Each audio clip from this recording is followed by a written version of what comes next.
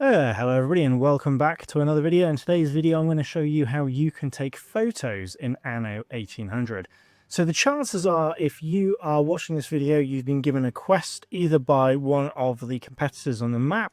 In my case, I've been actually given a quest to take a photo by Princess Queen here.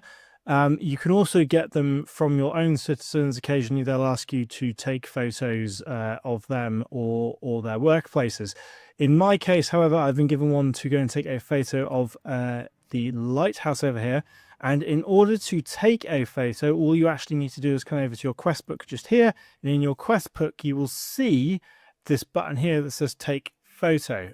Now, in my case, when I click that, we come into the photo view just here. However, I've been tasked with photographing the lighthouse, and that just won't do it. So in order to come closer, I'm just going to zoom in a little bit here, reposition myself, press the take photo button again, and now the lighthouse is clearly in frame. And all I need to do is just left click with my mouse button, take a photo like this, and then I either have the option to retake or submit the photo. In my case, I'm quite happy with that, so I'll submit it.